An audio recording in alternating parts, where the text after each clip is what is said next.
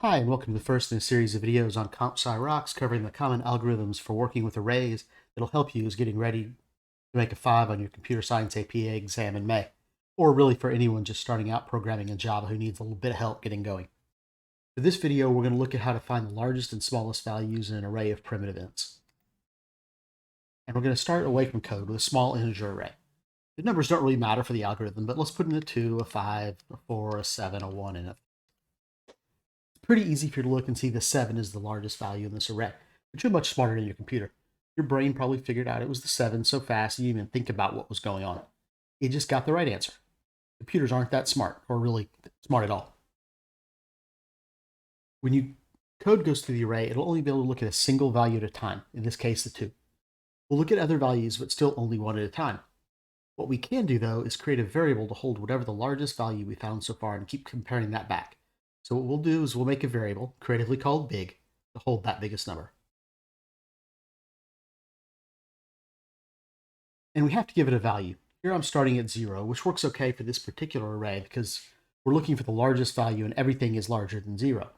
We'll come back to this in a couple slides and talk about a couple better starting values. So let's look at each of the numbers to find the largest. It really doesn't make any difference what order we go in as long as we eventually look at every number, but you'll normally start at the first and work your way to the end. So for this, we're going to start with the 2. And we're going to grab the 2 and compare it to our current biggest number, which right now is 0. And since 2 is greater than 0, it now is the largest number we found. So we'll swap the value and with big, so it's now 2.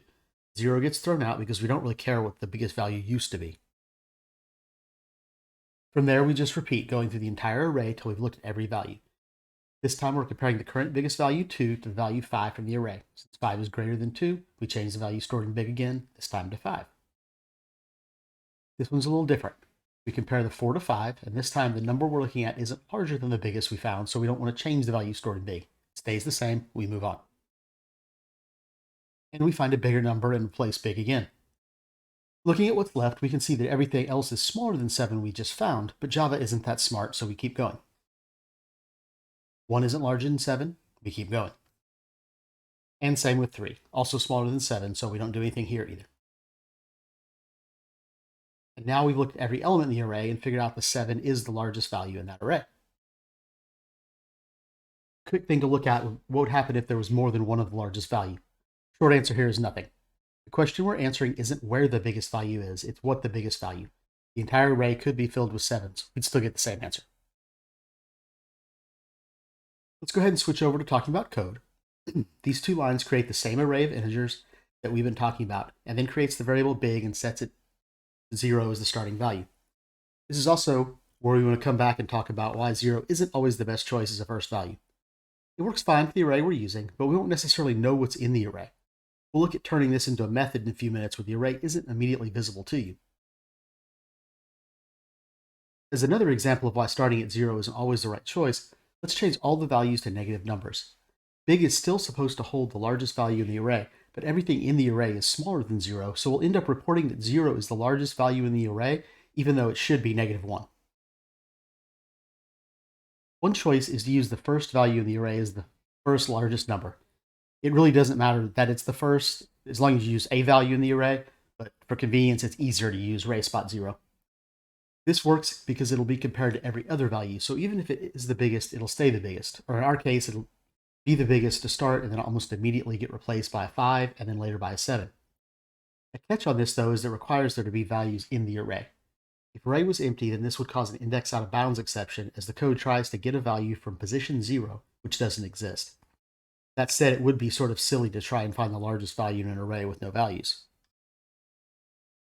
The other choice is to start with an absurdly small number so that you know that every number in the array must be greater than or equal to what you're starting with.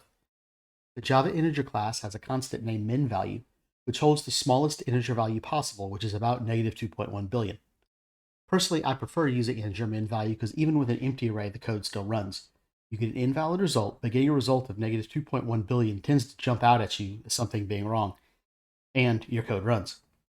That said, in almost all cases, it's a personal preference, since you can be almost 100% sure that any array you're going to go through to find the biggest value will actually have values. Next up, we're going to use a for loop to go through the array and look at every element, starting at index 0 and ending at the length of the array -1. Remember that in Java, arrays are 0 indexed, so the first element is always spot 0. And for this demo, we're just going to print out whatever the biggest value is at the end. In our loop, we're going to add an if statement to check whether the value we're looking at is larger than the current biggest value we found. And if it is, then the if statement is true, and we'll swap out big with the element we're currently looking at. If it's not, we do nothing and loop again. And since we're looking at every element and don't really care about where we are in the array at any one time, a for each loop works just as well, with a little less to type. But let's say you want to find the smallest value instead.